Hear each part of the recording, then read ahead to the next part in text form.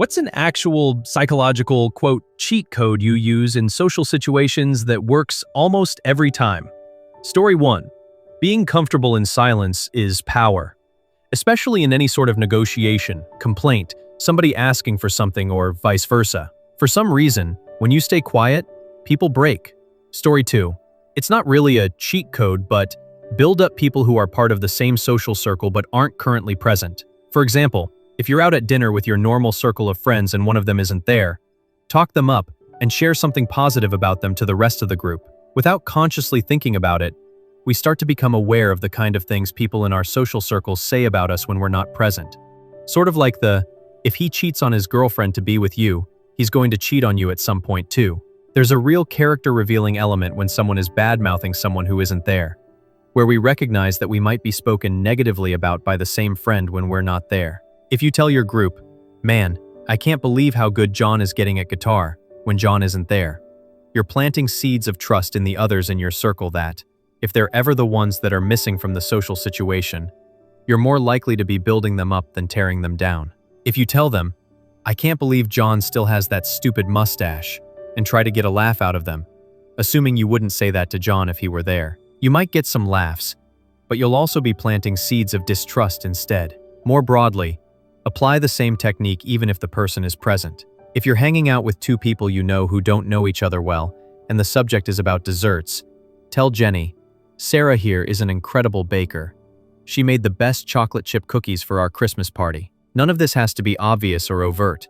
Don't force these sorts of things. But if you can associate in people's heads a sense of, this person builds people up, instead of, this person tears people down, especially, but not exclusively, when the person they're building tearing isn't there, you're going to build a sense of trust in others. Story 3. Speaking at a lower volume if someone is being unnecessarily loud. One of my best friends has a loud voice she is completely unaware of, which can be incredibly annoying when we're in public. So I will lower my speaking volume, and she will subconsciously lower hers to match my volume. Story 4. Remember what they said to you the last time you saw them. If you last saw them a month ago, if you remember they were doing a thing, remember that thing and mention it. Story 5. Someone doesn't like you? Give them a genuine compliment. Keyword: genuine. I worked with this girl and we disliked each other. One day, I just looked at her. She'd gotten her hair done. And I said, "That looks really good on you." And her usual stank face got confused so fast. "But you have to mean it." I did. It suited her. But your enemy will leave you alone for a while as they ponder what chess game you're playing. Story 6. My hack has turned into a hobby. I look for people doing a good job. When I find someone that is pretty good at what they are doing, I make sure to compliment them. Tell their boss the good news. And if applicable, I tell corporate. It's surprising how much that helps the person, how much it confuses their boss since it's not a complaint, and how long that it's remembered. Later on, if I return to the same place, I get better treatment, and that can lead to others you are with to think better of you. Inversely, when I see others treating people badly, particularly those in a service position, my opinion of them goes sharply down. I am far from the only one like this. Story 7. It's a meditation exercise. Before I go to an event, I imagine the room, the people in it, and the way I want to feel while I'm in the room. Sometimes I imagine a light sweeping over everyone like it's sprinkling good vibes. I've noticed that it makes me feel more confident and easygoing when I have some anxiety about going somewhere. Story 8. I pretend everyone I meet is in love with me. I mean, not literally. I'm not a complete narcissist. But I'll start conversations with strangers who give me a smile or a knowing look. Assuming they like me makes me feel more likable. I've made friends more easily in my 30s than I did at any other time in my life.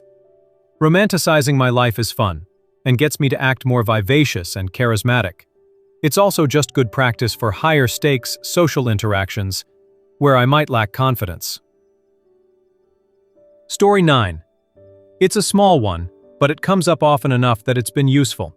People often repeat themselves, and a knee-jerk response to someone bringing up something you'd already heard about is, "You've told me this already," which incidentally has a somewhat negative connotation to it. Instead of saying that, say, "I remember you told me about this." It's more kindly affirming to the other person that you've listened when they told you the details/story in the past, while also serving as a gentle reminder that they've already shared it. One response makes the person feel shut down, whereas the other leaves them feeling heard. It's a small change, but it's come up a hell of a lot, and I like using it. Story 10. If you're talking to someone on the phone or online, mute yourself to avoid interrupting them. That way, even if you do say something, they don't hear it and don't get interrupted. This is pretty much a must for me with ADHD, always wanting to jump in. Now, if only I could find a similar solution for in-person conversations. Covering my mouth with my hand tends to get weird looks and questions. Story 11. When you want to learn something, facts, rumors, gossip, etc., state the fact, but leave one detail intentionally wrong. The other person will love to correct you and give you all the information. It feeds their ego. You learn what you wanted, everyone is happy with the result. It works when I use it. I know it works on me as well. Story 12. In emergencies, there's this old instinct in us to be less likely to act if there's more people around us. It worked wonders when we were hunter-gatherers. Don't stick out and all that. So people aren't being mean. It's a really old survival mechanism that stops them from helping out. It's as fundamental to us as any other instinct, so it's difficult to break out of. What's neat is that there is a super simple solution. Point a single person out and tell them what to do. It will almost always work, and people are now not worried about doing the wrong thing. The entire group is now free to act. I've had to use it once, and it really worked. Story 13. When you suspect someone is lying to you, ask them a question, let them answer, and then don't respond. Just keep looking at them in silence like you're waiting for them to say something else. And they will. Awkward silence makes people want to babble. Story 14. If you're a manager, or just in general, when asking people to do something, you'll get way more out of them if you say something to the effect of, "I know you're busy, but can you do X for me?" The effect of this is threefold. First, I've validated you. The work you're doing is being noticed, and I know that what I'm about to ask is going to be an inconvenience. You can further emphasize this aspect by saying something like, "But I can only trust you to do this." Second, I've set the expectation that what I'm about to ask for is more important than your current work/stats. I know you're busy, but I'm going to ask you to do this other task anyway. Therefore, this must be more important. You can emphasize this by saying something about how this is needed ASAP, or for a specific client or whatever. Third, by phrasing it as a question, I've given you the option to tell me no. I've heavily encouraged you to say yes, because of the two above points, but I have at least given you the option. This is important because it does legitimately give them the chance to confirm with you that their other tasks aren't more important. Psychologically speaking, by giving them this option, it has become their choice. They decided they would do this thing for you. It was not mandated to them, so they have a more vested, personal interest in completing it. Many people do this subconsciously.